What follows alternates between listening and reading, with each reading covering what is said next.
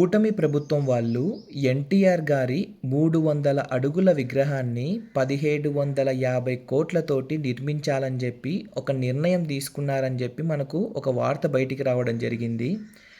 ఒకవేళ ఈ వార్త గనక నిజమైతే ఏదైతే 2024 ముందు టీడీపీ వాళ్ళు వైఎస్ఆర్సీపీని రిషికొండ మీద ఏవైతే క్వశ్చన్స్ అడిగుంటారో, క్వశ్చన్స్ రైజ్ చేసి ఉంటారో అయ్యే క్వశ్చన్స్కి ఇప్పుడు టీడీపీ గవర్నమెంట్ వాళ్ళు కూడా సమాధానం చెప్పాల్సి వస్తుంది. ఎందుకంటే రిషికొండ మీద ఎప్పుడైతే ఆ బిల్డింగ్లు పెద్ద పెద్ద బిల్డింగ్లు కట్టించాడు కదా జగన్మోహన్ రెడ్డి గారు, కట్టించిన తర్వాత పర్యావరణ కాలుష్యం జరుగుతుందని చెప్పి అప్పుడు నానా రచ్చ చేసింది ఈ టీడీపీ గవర్నమెంట్ వాళ్ళు.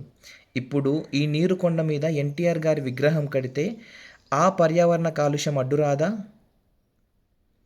సో దీనికి మాత్రం ఖచ్చితంగా టీడీపీ గవర్నమెంట్ వాళ్ళు సమాధానం చెప్పాలి.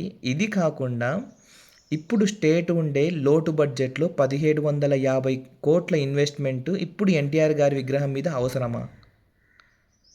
ఎందుకంటే ప్రతి పల్లెటూర్లలో ఎన్టీఆర్ గారిని అభిమానించే వ్యక్తులు ఉన్నారు. ఆల్రెడీ ఆ విలేజెస్లో ఎన్టీఆర్ గారి విగ్రహం అన్ని విలేజెస్లో ఎన్టీఆర్ గారి విగ్రహం ఉంది. ఇప్పుడు ఉండే డెఫిసిట్ కండిషన్స్లో, మన స్టేట్ ఉండే డెఫిసిట్ కండిషన్స్లో 1750 కోట్ల ఇన్వెస్ట్మెంటు ఎన్టీఆర్ గారి స్టాచ్యూ మీద పెట్టడం అనేది నాకైతే కరెక్ట్ అనిపించట్లేదు. ఒకసారి టీడీపీ గవర్నమెంట్ అయినా ఆలోచించుకోవాలి. ఇది పేదలకు ఏదో ఒక విధంగా ఉపయోగపడుతుంది. ఇలా చిన్న చిన్న ఇన్వెస్ట్మెంట్సే పేదలకు ఉపయోగపడుతూ ఉంటాయి. సో ఒకసారి మీరు కూడా ఆలోచించుకోండి. మీరు కూడా ఏమనుకుంటున్నారో ఒకసారి కమెంట్ చేయండి ఈ ఇన్వెస్ట్మెంట్ మీద. వీలైతే ఈ వీడియో షేర్ చేయండి.